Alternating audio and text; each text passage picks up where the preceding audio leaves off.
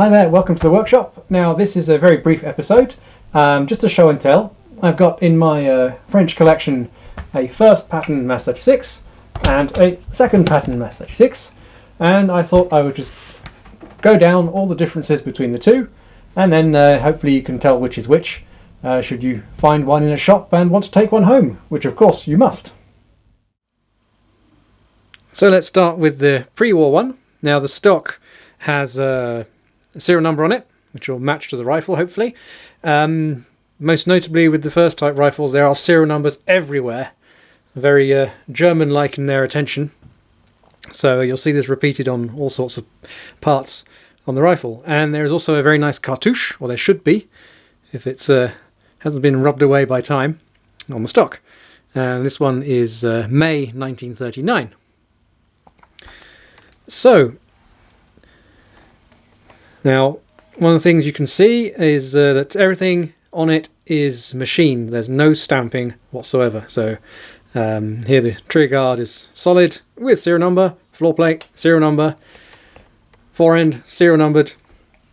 And you can see the trigger has a very nice textured surface at the front there. So very nice to have, and gives a nice firm grip on there. And that goes just straight up. It's just a very long bar.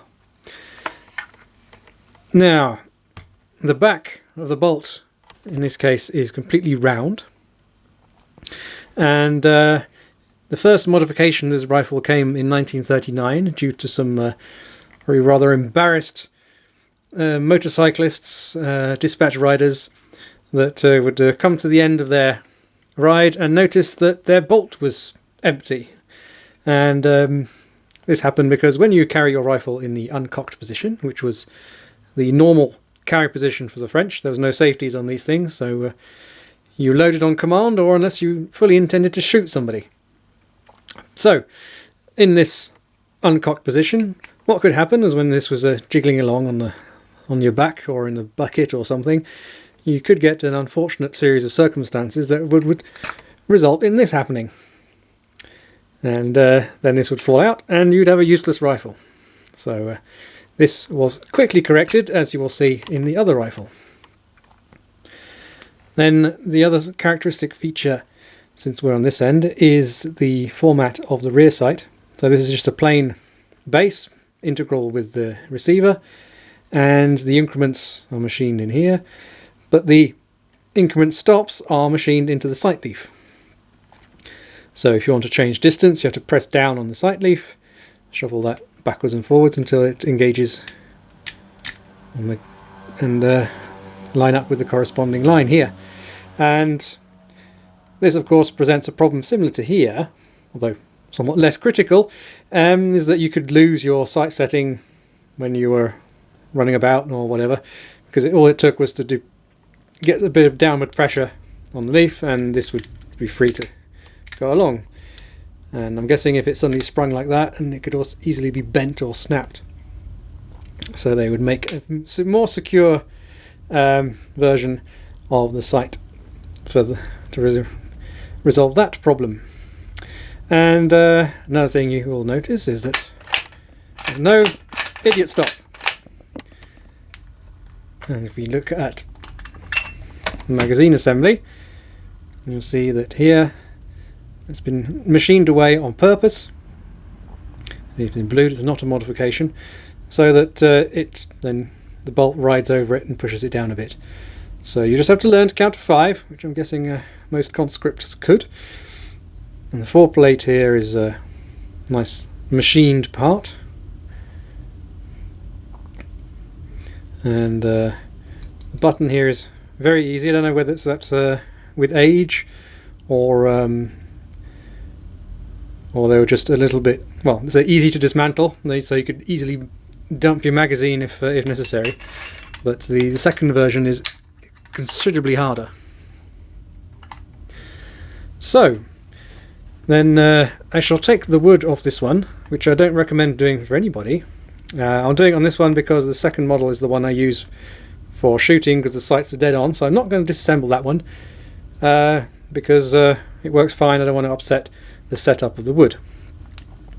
So here we have a very intricate middle band here, which is a machined part with a hinge, which is very, very finely machined. You can just see it there in the light, and it's held together by a screw going through the side sling here.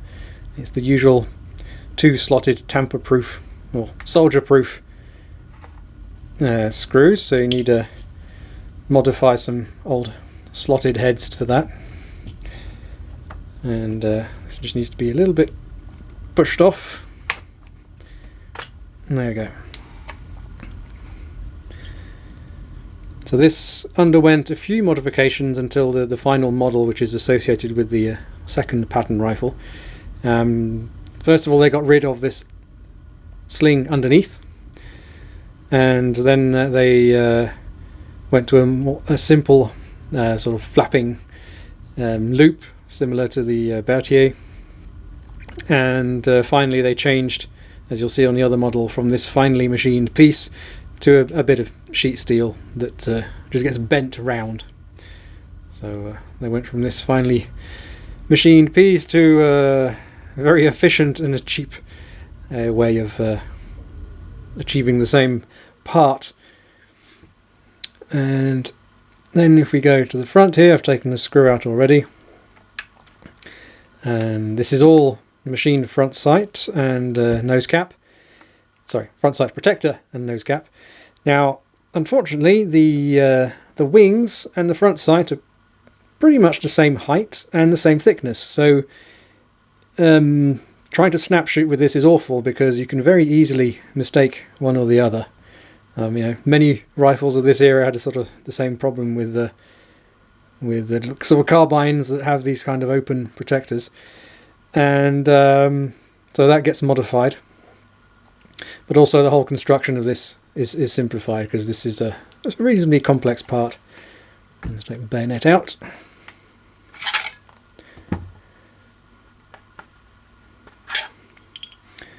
So there we go. Lots of machining steps to produce this. And the stacking hook is just like the Lebel and Berthier. It's a hook that's screwed in to a little extension on the side. And let me take this off. You'll see that the barrel is a stepped barrel, so you have a first step here, and then one just here. And there seems to be no particular stock setup. It's firmly clamped. The only sort of relief is this section here, which is just after the swelling here, which corresponds to this neck down, and then this area here is relieved on the bottom but not on the top, or very slightly on the top, sorry. But that's the rest. The rest is firmly clamped all the way to the muzzle, and even the nose cap here fits very tightly to the barrel. So I don't know what magic they've done, but they shoot straight even with no particular attention. Having said that, the second model, I've only taken the wood off it once, has at a few very specific points some kind of synthetic, yellow synthetic foam, sort of greasy foam stuff, which was obviously there for a very good reason. I suspect it was placed when it was refurbed in the 1960s. So I suggest, if any of you ever take your refurbed rifles apart and you find that stuff in there, leave it. It was obviously put there for a very good reason. So yeah, no idea. You can see here also that there's little reinforcement plugs. I'm guessing of some harder wood. And you can see there inside. Both models have this. I'm guessing this could be prone to splitting if that wasn't there. And the front sight here is dovetailed into a mount which is integral with the barrel. I don't think you can see it here because it's very hard to see, very closely fitted. But it comes to about here, and then there's a dovetail. So that will be changed as well. As for the bayonet, there's nothing particular to say. Serial numbered, and generally the knurling here is square. Not always though. There's a little bit of variation, so I don't think there was too stricter instructions for the bayonet makers. They had a bit of leeway, artistic license perhaps. And there we go.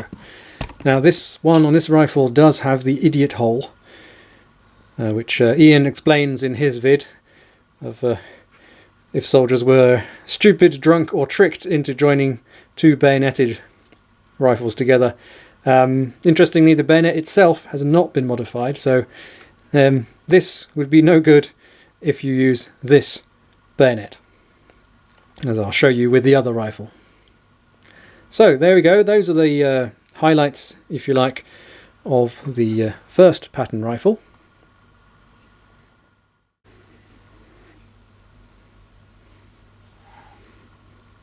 So moving on to Type 2.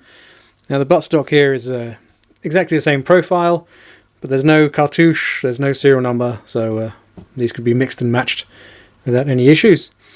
And moving on here, so the trigger guard here is actually still the first pattern. There is a second pattern which is stamped steel sheets which are riveted together. So this one is actually very, very late 1944 production. So I'm guessing they were still using up some parts. Not serialized. There's no other serial numbers apart from the one on the receiver. So I thought I'd show you the other change. And also show you that random sticky stuff I was telling you about for the first pattern. So I'm going to take the buttstock off. If this ruins my point of aim, never mind. For the glory of the intertube. So. Trigger card off first. So here you can see some of that goo here. It's still sticky, slightly greasy. But yeah, I'm not quite sure what its function is. Here it just seems to be possibly protecting the interface between the wood and the metal. But as I said, on the fore end, it's definitely only at specific points. Anyway, you can see here, I'll take it off.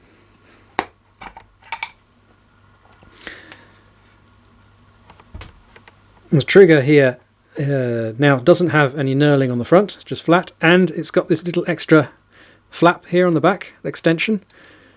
And what that does is simply close up the gap when the trigger guard is in place. You won't see it when the trigger guard's there, but it prevents dirt from riding up in here.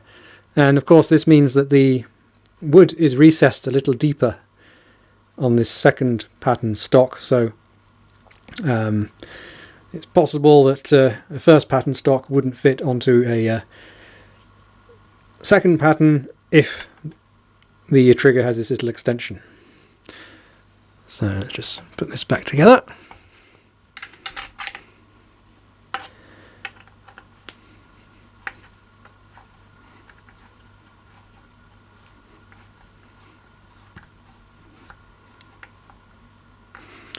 There, since the rifle's upside down, I'll carry on with this. Now this is now just a very, very simple stamped shell, almost. And the button here is extremely strong. This is why I had it just clipped in halfway. If you remember, in the mad minute for this, it disemboweled itself when the bloke was shooting it, because I hadn't clipped it in all the way. And now the magazine follower has not been cut away, so you do have a hard bolt stop once you've emptied the magazine. So maybe the conscripts couldn't count to 5 after all. And we had to force it in there. There we go. So, let's see. Idiot stop. Now, what have we got here? Now the sight, as I said, called for some modifications to make it more secure, and all they did is they milled the notches into the side of the receiver instead of having them built into the sight leaf. So the sight still works in the same principle by raising or lowering the aperture on its leaf spring, but you've got a hard lock with a push button on the slide, so it won't be easily knocked out of sight alignment anymore. Now, on the back here, if you remember the problem with spontaneous bolt disemboweling, bolt here now has this little tab that sticks out, and that is going to interface with this little cutout in the receiver tang. There's just little machining there, and that basically prevents the bolt cap from disassembling when it's shaking about. So it's got to move clockwise to move to the disassembly position, and you can't do that anymore. And there's also a slight modification to the striker itself. I don't know if you'll be able to see it, but they shorten and thicken the tip of the second type compared to the first. There's also a slightly better machining, well, much better machining on the first type than the second one. But, that's an aside. The rest of the features are exactly the same. So moving on, here is the final middle band. As I said, it's got this flappy loop here as a characteristic of its predecessors, and this is really literally just a strip of steel bent round and held in place by the typical slotted screw there. This means that when you do take this off the rifle, you literally just have to bend it out, which begs for fatigue failure. But I'm guessing this was only done when it was being refurbished or sent back to the armory, since you were not supposed to be disassembling this. So there we go. I guess it was cheap to replace if it did fail anyway.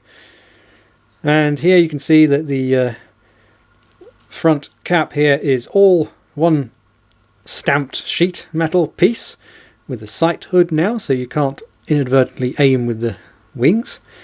And the stacking hook is now a long piece which is welded on. You can see there on the front. It's welded on here at the front, and there is the cross screw here, which is screwing into the base here. So far stronger than the first model configuration. Also, something which I won't show you because I don't want to take this apart, as I said, the sight now is directly dovetailed into the barrel body, so there's no intermediate little stump machined onto the barrel. And finally, when you look at the bayonet, I mean, the hole is here for disassembly, but now the bayonet has a matching hole here, and what that allows you to do is, should you join two rifles together, you line up the hole, you can see there, and that with a pin or a punch or something allows you to push in here, which is the underside of the bayonet catch, so it's diagonal across here, so you can push down on this end, well, push down on that end, which levers this end down and allows you to release the other captive rifle. Allows you to avoid much embarrassment and probably beasting. So there you have it. I hope everything's cleared up. Now, of course, the change didn't happen overnight, so there are some hybrids, features of the first pattern lingering on somewhere, in particular things like the barrel bands and that kind of thing. So there you go. Thank you for watching. I hope that was reasonably interesting, and thank you all for your support, be it emotional on Facebook, financial on Patreon, and hope to see you again soon sometime. Bye.